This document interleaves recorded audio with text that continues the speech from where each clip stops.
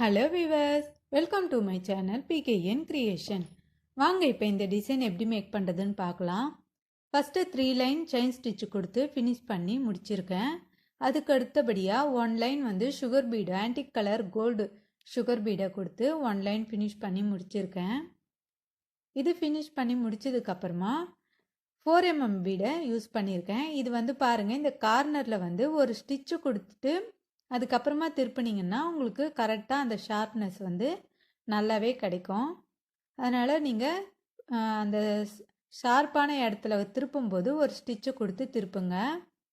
அதுக்கு அடுத்த லைனாக மறுபடியும் சுகர் பீடை கொடுத்து ஃபினிஷ் பண்ணி முடிச்சுக்கிறேன். பாருங்கள், மறுபடியுமே நான் இந்த ஷார்ப்பான இடத்துல ஒரு ஸ்டிச்சை கொடுத்து அதுக்கப்புறம் அப்படியே திருப்பிக்கிறேன். கரெக்டாக வந்து உங்களுக்கு அந்த ஷார்ப்பான பிளேஸ் வந்து இருக்கும். இதுக்கப்புறமா நான் மார்க்கிங் பண்ணிக்கிட்டு அந்த இடத்துல எல்லாத்துலேயுமே நான் க்ளூவை அப்ளை பண்ணிக்கிறேன். க்ளூவை அப்ளை பண்ணி முடித்ததுக்கப்புறமா க்ரீன் கலர் குந்தன் ஸ்டோனை நான் யூஸ் பண்ணியிருக்கேன். இந்த மாதிரி க்ரீன் கலர் குந்தன் ஸ்டோனை இதில் ப்ளேஸ் பண்ணிக்கிறேன். இது ப்ளேஸ் பண்ணி முடித்ததுக்கப்புறமா பாருங்கள், இதனுடைய ஃபைனல் லுக் இப்படி தான் இருக்கும். இதில் வந்து மறுபடியும் சுகர் பீடை வந்து நான் இதுக்கு அவுட்லைனாக கொடுக்குறேன். இந்த ஒவ்வொரு ஸ்டோனுக்குமே நீங்கள் அவுட்லைனாக நான் சுகர் பீடை கொடுத்து ஃபினிஷ் பண்ணி முடிச்சுக்கிறேன். அந்த ஷார்ப்பான ஷேப் வந்து கரெக்டாக வருதான்ட்டு பார்த்துக்கோங்க. ஸ்டோனை வந்து ப்ளேஸ் பண்ணும்போது அந்த லைனும் உங்களுக்கு வந்து ஒரு லைன் போட்டுட்டு அதுக்கப்புறம் ப்ளேஸ் பண்ணிங்கன்னா கூட உங்களுக்கு ஒரே லைனாக வந்து ஈவனாக கிடைக்கும். கரெக்டாக ஒரே ஈவனாக இருக்கிற மாதிரி நீங்கள் ஸ்டோனை கூட ப்ளேஸ் பண்ணிக்கோங்க.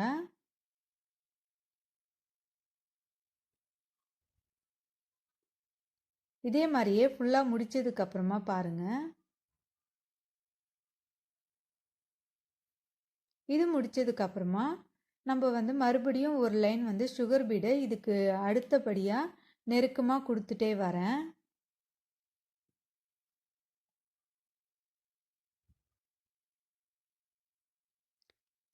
இந்த லைன் முடிச்சதுக்கப்புறமா 4mm பீடை நான் யூஸ் பண்ணியிருக்கேன். ஒரு 2-3 செயின் ஸ்டிச்சுக்கு கேப்பு இருக்கிற மாதிரி நான் வந்து ஒவ்வொரு பீடையும் நான் ப்ளேஸ் பண்ணிக்கிட்டே வரேன். அதுக்கப்புறமா அந்த 4mm பீடுக்கு அவுட்லைன் வந்து சுகர் பீடை கொடுத்து நான் ஃபினிஷ் பண்ணிக்கிறேன். ஒவ்வொரு 4mm பீடுக்கும் நீங்கள் அவுட்லைனாக இந்த 4mm பீடை கொடுத்து ஃபினிஷ் பண்ணி முடிச்சுக்கோங்க.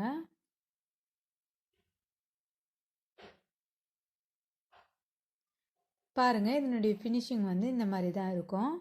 இது முடித்ததுக்கப்புறமா நான் 4mm பீடையும் சுகர் பீடையும் மாற்றி மாற்றி எடுத்திருக்கேன். இந்த ஒவ்வொரு 4mm பீடுக்கும் நான் வந்து இந்த அரும்பு ஷேப்பில் இருக்கிற மாதிரி இந்த டிசைனை பண்ணிக்கிறேன். இதே மாதிரியே ஒவ்வொரு அந்த ரவுண்ட் ஷேப் இருக்கிற அந்த 4mm பீடுக்கும் நான் இந்த மாதிரி டிசைன் பண்ணி ஃபினிஷ் பண்ணி முடிச்சுக்கிறேன்.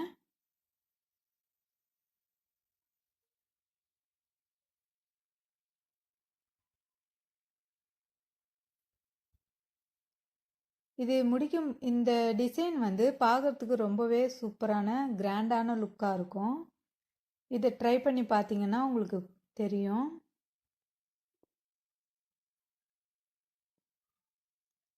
இது முடித்ததுக்கப்புறமா இதனுடைய ஃபைனல் லுக் இப்படி தான் இருக்கும். ஒரே ஈவனாக வந்திருக்கு பாருங்கள்.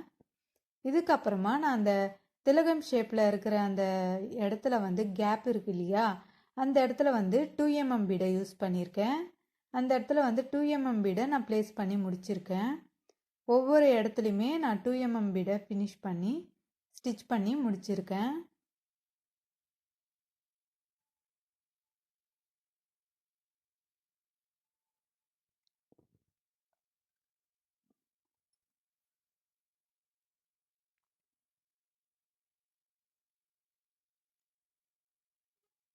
இது முடிச்சதுக்கப்புறமா அந்த பேக்கில் வந்து நெக்குக்கு இருக்கிற இடத்துல கேப்பில் எல்லாத்துலேயுமே இந்த 4mm பீடையும் சுகர் பீடையும் நான் அரும்பு ஷேப்பில் இந்த மாதிரி ப்ளேஸ் பண்ணிக்கிறேன்.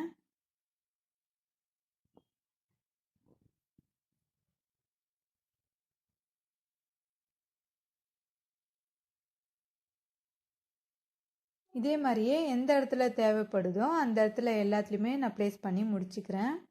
இதுதான் இதனுடைய ஃபைனல் லுக்காக இருக்குது. இந்த டிசைனுடைய கருத்துக்களை நீங்கள் கமெண்ட் பாக்ஸில் தெரிவிங்க.